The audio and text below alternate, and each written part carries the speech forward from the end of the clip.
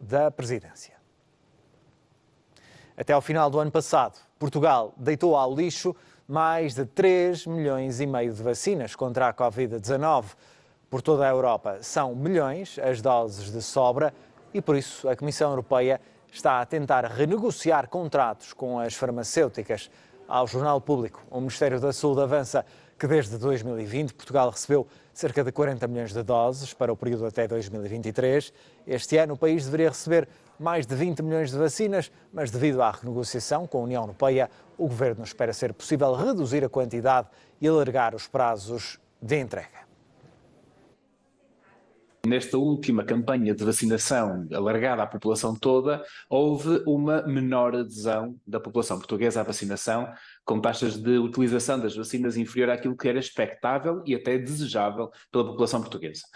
Não significa isto que a população portuguesa está em maior risco, mas apenas de que nesta segunda dose de reforço a população considerou de uma forma mais global que não era tão necessária e acabou por não aderir. E portanto Portugal teve um conjunto de vacinas que pediu, que lhes foram entregues e que não foram utilizadas e que agora, fim do prazo de validade, não tendo sido distribuídas para nenhuma outra entidade ou país, acabam por ter que ser deitadas fora. Neste momento aquilo que se sabe é que a União Europeia está a tentar fazer uma de duas coisas, ou diminuir a quantidade de vacinas que vêm e portanto renunciar esse volume de vacinas que vão ser adquiridas nos próximos tempos, ou então prolongar o prazo e dividir em mais parcelas o número de vacinas que já estão contratadas para que possam de facto ser distribuídas em mais anos para uma quantidade de pessoas que necessitarão de ser vacinadas regularmente, nomeadamente os nossos mais idosos, os nossos doentes crónicos, aqueles que têm uma ligação direta com estas pessoas e portanto precisam tomar conta deles, para que possamos ter mais anos com esta garantia de vacinas para esta população.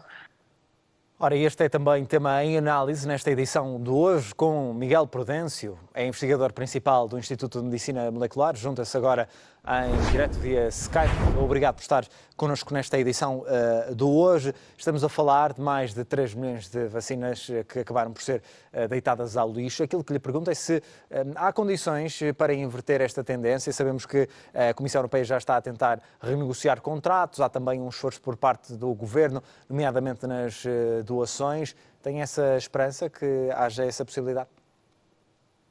Muito bom dia, muito obrigado pelo convite. Antes de mais, importa dizer que se nós hoje tivemos, ou recentemente, a declaração por parte da Organização Mundial de Saúde de que a Covid-19 deixou de ser uma situação de emergência médica, tal deve-se, em grande parte, à existência de vacinas e à imunidade e à proteção que elas nos conferem e, nomeadamente, a população mais idosa e aquela que é mais vulnerável a esta doença.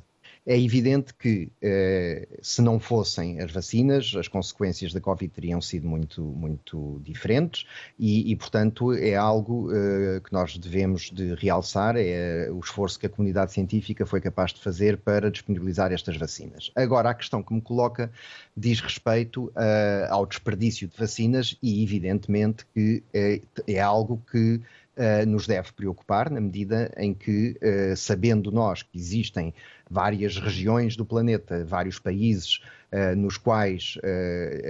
aos quais as vacinas não chegaram nas quantidades que seriam desejáveis, é obviamente um desperdício que deveria ter sido evitado, o destas vacinas. Agora, também é claro que as vacinas não podem ser administradas depois da sua data de validade e desta forma não se esperaria que, tendo passado essa data de validade, que elas pudessem ainda ser utilizadas.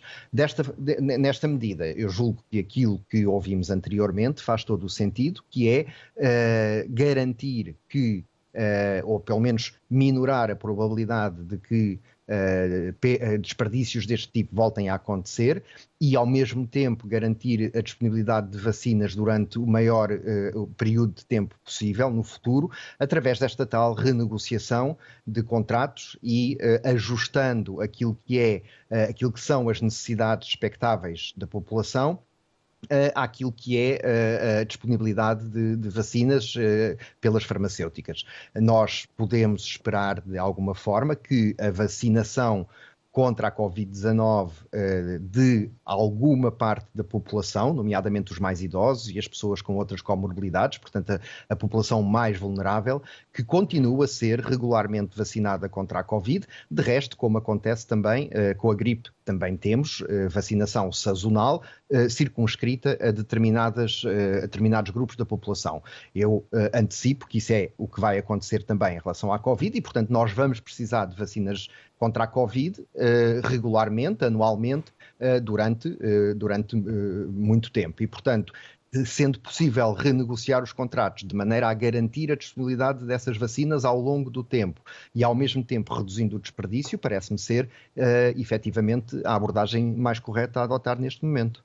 Importa então dizer que ainda há necessidade, ou pelo menos é aconselhável, que essas pessoas com saúde mais frágil e também com uma idade mais avançada que continuem a tomar esta vacina ao longo dos próximos tempos, ao longo dos próximos anos.